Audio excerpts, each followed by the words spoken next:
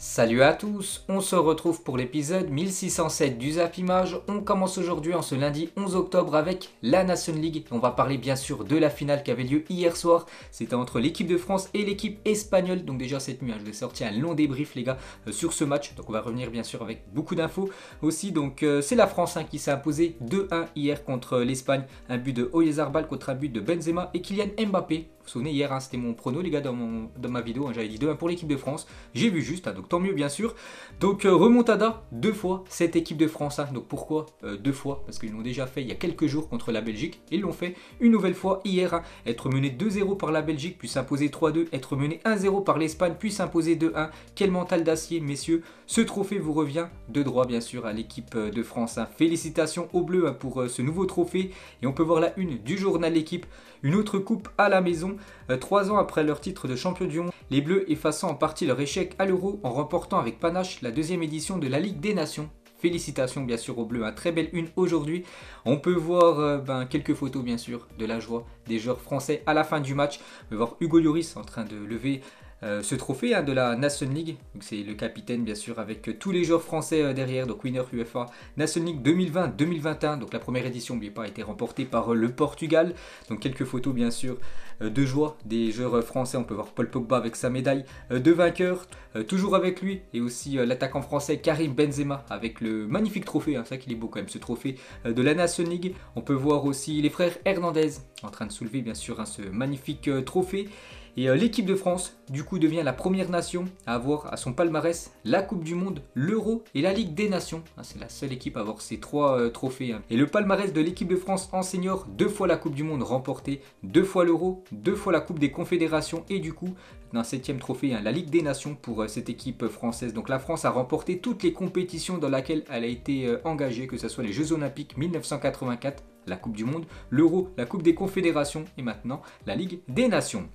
On va parler du sélectionneur français Didier Deschamps et un trophée en plus avec la France pour monsieur Didier Deschamps. C'est vrai qu'il a un sacré palmarès comme Deschamps du côté des Bleus, donc finaliste de l'Euro 2016. Donc cette compétition nous a fait quand même beaucoup de mal, nous Français. Pourquoi? Parce que déjà on a perdu en finale et surtout on a perdu en finale à domicile contre le Portugal. Mais après quasiment tout a souri pour Didier Deschamps parce que vainqueur de la Coupe du Monde 2018, vainqueur de la Ligue des Nations 2021, le parcours de sélectionneur de Didier Deschamps est en or. Légende bien sûr Deschamps du côté des Bleus, que ce soit en tant que joueur ou en tant qu'entraîneur. On va parler cette fois-ci de l'attaquant français Karim Benzema et la joie de Karim Benzema au coup de sifflet final. Il était à genoux à la fin du match, quasiment en pleurs bien sûr Benzema parce qu'il sait qu'il a enfin remporté un trophée avec son pays, avec l'équipe de France. Et Benzema, homme du match hier de cette finale Espagne-France. Félicitations à Karim Benzema. On pense tous à son but magnifique les gars, réaction ultra rapide les gars. But de Oyarzabal et je sais même pas une minute après les gars, égalisation de Karim Benzema sur un chef-d'œuvre, une masterclass magnifique enroulé en pleine lucarne, vraiment. C'est lui qui nous a sauvés bien sûr, sinon ça aurait été très compliqué de revenir face à une très belle équipe espagnole. Et il a mis un petit message sur son compte Twitter, ce trophée c'est le nôtre et vôtre, merci à tous pour votre soutien, champion bien sûr, Karim Benzema avec ce trophée de la Nation League et sans rancune pour Thibaut Courtois, voilà, parce que sur ce post Twitter, donc il a répondu à Thibaut Courtois, qui a pris un but contre Karim Benzema lors de la demi-finale. Félicitations mon ami, n'oubliez pas que les deux joueurs jouent du côté du même club, du côté du Real Madrid. Donc toujours avec Karim Benzema, donc il a obtenu la note de 8 aujourd'hui dans le journal Équipe. En gros, très bon match de la part du Français et les statistiques monstrueuses de Karim Benzema cette saison, toutes compétitions confondues. Équipe de France plus Real Madrid, c'est 15 matchs et déjà 12 buts et 8 passes décisives, des stats exceptionnelles. Il a son prime actuellement, Karim Benzema, et sa carrière, les gars, est plutôt pas mal. Plus de 809 matchs, 388 buts, donc là c'est marqué 26 trophées. Mais c'est 27 trophées hier et Benzema est le joueur français le plus titré de l'histoire. 27 trophées pour Karim Benzema. Toujours avec lui, donc il est le co-meilleur buteur de l'histoire de l'équipe de France avec Zinedine Zidane face aux nations du top 10 du classement FIFA, donc face aux plus grosses nations au monde depuis son instauration en 1993. 8 buts chacun pour Karim Benzema et Zinedine Zidane, les 2 meilleurs buteurs de l'histoire de l'équipe de France face au top 10 du classement FIFA, parce qu'actuellement c'est toujours Thierry Henry, bien sûr le meilleur buteur des Bleus, mais lors des gros matchs, c'est Benzema et Zidane qui ont le plus marqué. Toujours avec Karim Benzema, vous vous souvenez, il y a quasiment 4 mois, mesdames, messieurs, c'est officiel, c'était le 18 mai dernier, Karim Benzema est de retour en équipe de France. Deschamps dévoilait la liste des joueurs français qui allaient disputer l'Euro. Et voilà, Karim Benzema était dans la liste. Et 4 mois plus tard, il a remporté son premier trophée avec les Bleus. Donc bien sûr c'est exceptionnel. Hein. Et Karim Benzema, un homme de parole, il l'avait dit. Hein. Un coup il avait fait la une du journal L'équipe il y a quelques semaines. Hein. Je suis revenu pour gagner un titre. Il a respecté sa promesse. Parce qu'il a remporté hier son premier trophée avec les Bleus. Et toujours avec Benzema, il a dit cette équipe est très très forte, ne lâche jamais rien. C'est le signe des grandes équipes, patienter, ne pas paniquer et attendre le bon moment. On va d'abord profiter de ce trophée et aller chercher la Coupe du Monde. Donc maintenant c'est ça l'objectif de Karim Benzema. Déjà se qualifier pour la future Coupe du Monde et surtout essayer de conserver ce titre que l'équipe de France a remporté en 2018.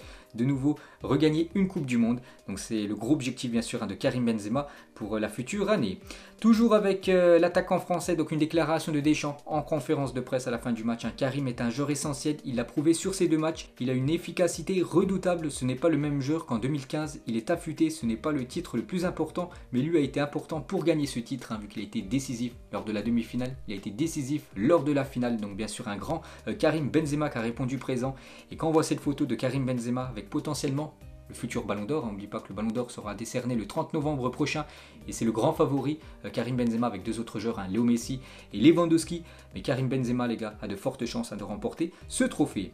Ensuite, on va parler de Kylian Mbappé, le palmarès international de Kylian Mbappé à seulement 22 ans. Et c'est quand même du très très lourd, donc bien sûr la Coupe du Monde remportée en 2018 et la Ligue des Nations. Donc déjà 2 gros trophées pour Kylian Mbappé les gars, à seulement 22 ans avec l'équipe de France. Vraiment grand respect. Et à seulement 22 ans, Mbappé a marqué en finale de Coupe du Monde, en finale de Ligue des Nations, en demi-finale de Ligue des Champions et en quart de finale de Ligue des Champions.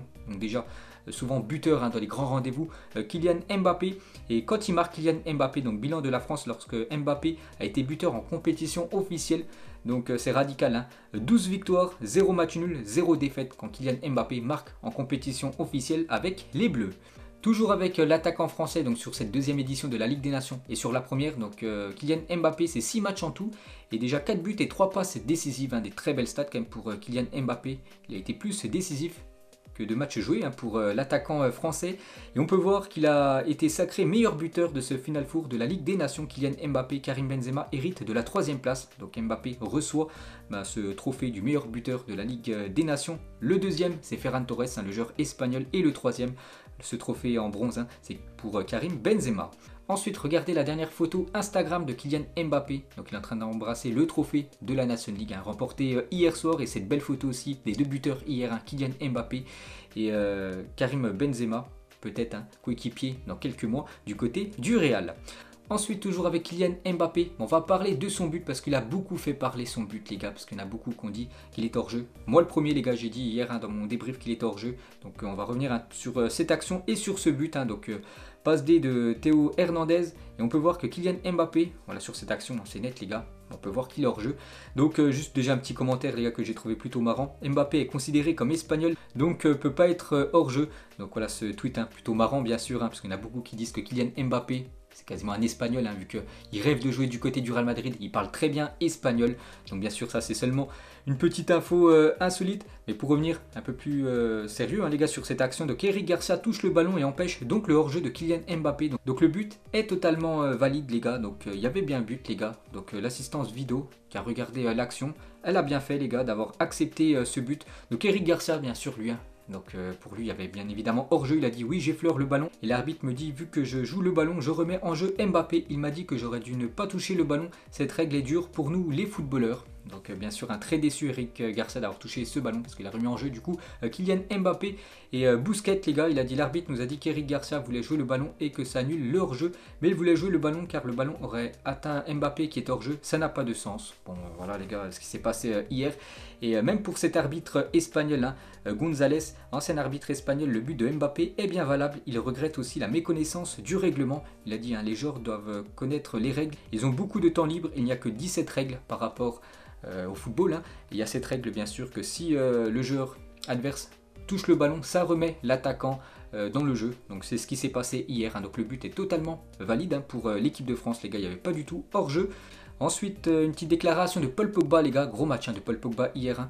Donc, dans la story Snapchat de l'équipe de France, il a dit une belle victoire encore. On a ramené le trophée à la maison. Merci pour votre soutien, ça nous a fait plaisir. On le fait aussi pour vous. Merci à tout le monde. Vive les Bleus et vive la France. Donc, gros match de sa part. Félicitations à lui, les gars. Vraiment un pilier, bien sûr, Paul Pogba depuis pas mal d'années. Du côté des Bleus, on va parler d'un autre pilier, mais lui il a déçu les gars, c'est vrai qu'il a déçu lors de la demi, il a déçu hier, c'est Antoine Griezmann, donc tout content bien sûr avec le trophée, le joueur de l'Atlético Madrid, mais hier c'était un événement pour lui, c'était quand même son 100e match avec l'équipe de France, Antoine Griezmann atteint la barre des 100 sélections avec les Bleus. Donc il est devenu le deuxième plus jeune joueur à atteindre le cap des 100 sélections avec l'équipe de France derrière Patrick Vieira, ancienne légende de l'équipe de France. Donc ses stats, Antoine Griezmann, donc 100 matchs, 41 buts quand même. Antoine Griezmann a 28 passes décisives, 2 gros trophées, la Coupe du Monde et la Ligue des Nations, même si la Ligue des Nations n'a pas été super bon. Ça reste quand même un trophée bien sûr de plus dans le palmarès d'Antoine Griezmann du côté des Bleus. Ils ne sont que 9 à avoir passé le cap des 100 sélections avec l'équipe de France. Donc le recordman c'est toujours Thuram 142, le deuxième Hugo Lloris 134. Lloris les gars dans quelques mois pourrait dépasser bien sûr Thuram, mais aussi Henry, De Sey, Giroud, Zidane, Vieira, Deschamps et maintenant Antoine Griezmann. Une déclaration de Deschamps sur Griezmann, il a dit la longévité ce n'est pas que de jouer des matchs, regardez son efficacité à travers les buts qu'il fait marquer et les buts qu'il a marqués depuis qu'il est arrivé, depuis l'Euro 2016, c'est un joueur ultra performant, même si ces dernières semaines, ces derniers mois c'est un peu plus compliqué pour Antoine Griezmann, mais il a souvent répondu présent dans les grands rendez-vous, par exemple lors de la Coupe du Monde, il avait été buteur en finale Griezmann, donc bien sûr un pilier des Bleus, le joueur de Madrid. Ensuite, le duo de la formation bordelaise, 2 joueurs qui ont commencé titulaires, Tchouaméni et Jules Koundé, avec leur médaille bien sûr de vainqueur de la National League. Gros match de la part des deux hier, toujours avec Tchouaméni et Paul Pogba, donc la relève et l'expérience du côté du milieu de terrain français. On va parler de Benoît Costil qui a remplacé Mandanda. Voilà, dans les 3 gardiens lors de cette National League. Donc à 34 ans, Costil remporte son premier trophée avec l'équipe de France chez les professionnels. Avant ça, il avait remporté l'Euro des moins de 17 ans, c'était en 2004. Et là vraiment, il remporte son premier gros trophée avec l'équipe senior. Ensuite, toujours avec la prestation de l'équipe de France, on peut voir les notes des Bleus dans le journal L'équipe. Donc Hugo Lloris 7 les gars, gros match bien sûr de Hugo Lloris, surtout en fin de match il nous a sauvés. Pavard 4, Pavard les gars c'est quand même la grosse déception. Jules Koundé 6, donc Varane il n'a pas été noté, il a joué même pas une mi-temps. Upamecano 3, c'est vrai qu'il a été décevant Upamecano. Sur le but, il se fait prendre par Oyarzabal en vitesse. Pas un grand match bien sûr du défenseur du Bayern. Kimpembe 6, pour moi ça a été le patron de la défense de l'équipe de France hier. Théo Hernandez 6, Tchouaméni 6, Paul Pogba 7, un gros match de sa part. Mbappé 5, Benzema 8, l'homme du match. Et Antoine Griezmann 4, décevant. Ensuite, du coup, avec ce trophée remporté, donc la Fédération Française de Football va percevoir plus de 10 500 000 € après le sacre en Ligue des Nations. Donc parfait pour eux. Donc le détail, c'est 6 millions pour le vainqueur, 4,5 millions pour le finaliste. Donc 6 millions pour la France, plus 2,25 millions d'euros d'engagement que toutes les équipes touchent, et plus encore 2,5 millions d'euros offertes à tous les premiers du groupe, ce qui fait plus de 10 millions de primes pour les Bleus. Donc parfait pour la Fédération Française de Football. On prend cette fois-ci la direction de l'Espagne. Et bien sûr en Espagne, il y a d'énormes regrets, surtout que les Espagnols ont fait quand même une belle prestation hier. Et les unes des journaux en Espagne, donc la une de Journal Sport, injustice, la une de Journal Marca, le football se charge, on peut voir c'est par rapport à l'action normalement du hors-jeu de Kylian Mbappé, mais je vous ai dit, il n'y avait pas hors-jeu. La une du journal Mundo Deportivo, VAR Apollo, ça revient toujours sur cette action bien sûr de Kylian Mbappé et sur aussi le penalty qui aurait pu être sifflé pour l'équipe espagnole sur ce bras de Jules Koundé. Bon, l'arbitre n'a pas sifflé. Pour moi, il n'y avait pas penalty. Après, bien sûr, il y a des arbitres qui auraient sifflé. Et on peut voir la une du journal AS sans titre, mais avec un avenir, bien sûr, cette équipe espagnole.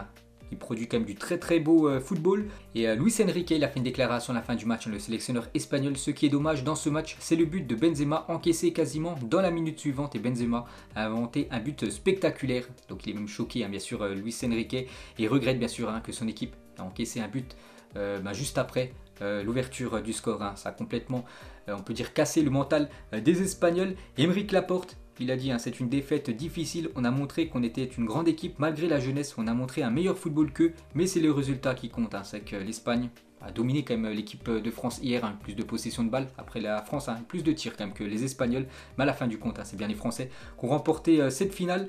On va parler d'un joueur, les gars, qui a montré un sacré niveau, pourtant il est décevant en club. Moi je regarde souvent ces matchs, c'est Busquets, donc du côté du Barça, c'est quand même très limité, mais avec l'Espagne, les gars, lors des deux matchs, très gros niveau et Busquets est élu meilleur joueur de la Ligue des Nations. Félicitations au milieu espagnol, il a reçu ce trophée à la fin du match hier. On va parler d'un autre milieu du côté de l'Espagne, avec un grand avenir bien sûr, c'est le jeune Gavi. Donc quelle maturité à seulement 17 ans, donc il a joué toute la première mi-temps, je crois qu'il est sorti à l'heure de jeu. Bon, en deuxième mi-temps il a un petit peu baissé en régime, mais voilà, il est très jeune.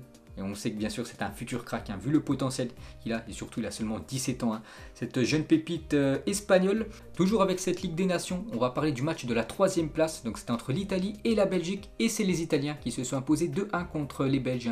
Barella, Berardi buteur côté Italie, donc l'Italie remporte la petite finale, donc du coup ils sont classés 3e de cette Ligue des Nations. Et le 2 juillet 2021, Italie-Belgique. Donc 2-1, c'était lors du quart de finale de l'Euro. Et la même chose hier, un bis repetita en un peu plus de 3 mois. Donc l'Italie, une nouvelle fois, s'est imposée 2-1 contre la Belgique. Et du coup, la Belgique finit 4e de ce Final Four de cette Ligue des Nations. Une déclaration de Kevin De Bruyne. À la fin du match, il a dit: avec tout le respect que je nous dois, nous ne sommes que la Belgique. Nous arrivons avec une nouvelle génération, beaucoup de joueurs nous manquent. Nous devons être réalistes, l'Italie et la France ont 22 joueurs du top, nous n'avons pas ça. Donc voilà ce que dit Kevin De Bruyne, que son équipe belge, c'est qu'il y a des joueurs de classe mondiale comme lui, comme Eden Hazard ou même Lukaku. Mais s'il compare avec l'équipe de France et l'équipe italienne, donc là il y a beaucoup de joueurs de classe mondiale bien sûr en Italie et en France, contrairement en Belgique, d'après les propos de Kevin De Bruyne. Ensuite, on prend la direction du continent sud-américain. Il y avait quelques matchs dans la nuit. On commence tout d'abord avec ce Colombie-Brésil, score final 0-0. Donc pas de but entre la Colombie et le Brésil qui perd ses 2 premiers points dans les groupes de qualification à la Coupe du Monde 2022. Bon, rien d'alarmant bien sûr pour le Brésil qui va quand même se qualifier pour la Coupe du Monde. Mais voilà, ils n'avaient fait que des victoires. Et là, c'est leur premier match sans victoire pour le Brésil.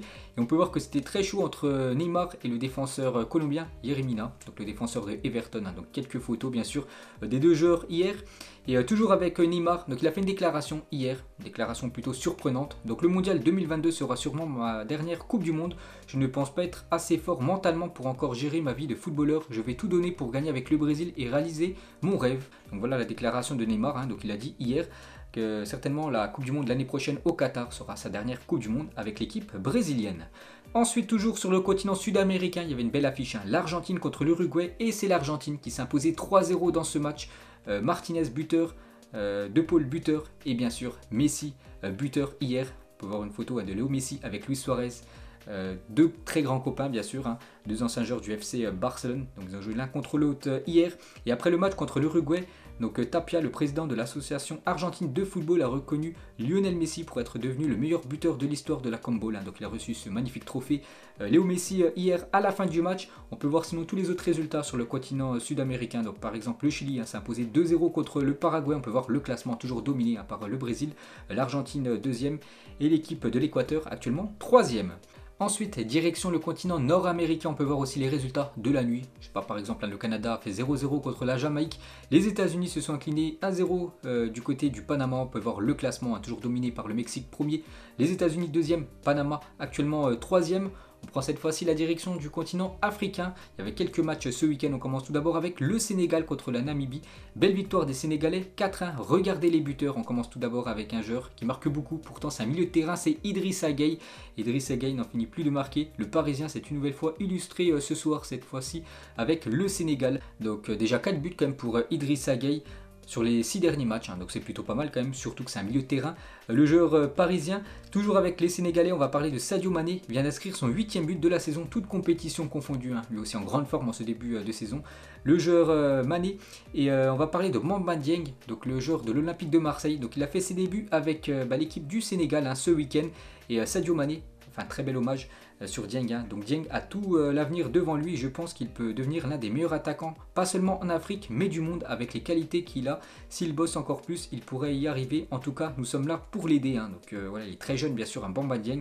Et quand un grand joueur sénégalais comme Sadio Mané lui fait un si beau discours, les gars, donc il peut faire de grandes choses, bien sûr, Bamba Dieng, que ça soit du côté de Marseille ou même du côté du Sénégal.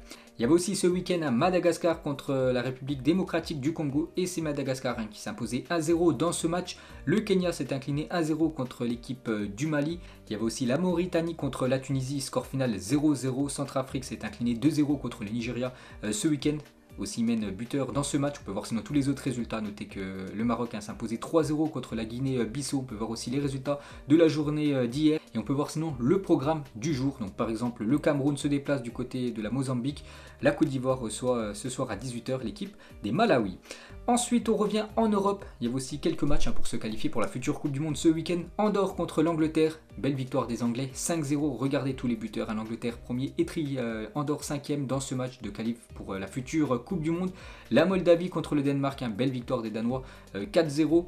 Il y avait le Portugal qui joue un match amical, c'était contre le Qatar. On peut voir les buteurs et bien sûr Cristiano Ronaldo, de nouveau buteur avec la Seleção portugaise et très gros début de saison pour Cristiano Ronaldo, que ce soit du côté de Manchester ou du côté du Portugal, quasiment à tous les matchs, à chaque fois il a marqué au moins un but, Cristiano Ronaldo, sauf 2 matchs, mais il y a 2 matchs où il a marqué un doublé, donc voilà, décisif à chaque match, un CR7, et Ronaldo est devenu hier le joueur européen le plus capé en sélection, 181 matchs avec le Portugal pour 112 buts, Cristiano Ronaldo et 33 passes décisives, et CR7 ce soir, donc c'était samedi soir, 112e but en sélection, joueur le plus capé pour un pays européen, buteur face à 46 pays différents et 5 années civiles à 10 buts en sélection, personne n'a jamais fait ça. Donc bien sûr un immense légende, l'attaquant portugais Cristiano Ronaldo. On peut voir le programme du jour sur le continent européen.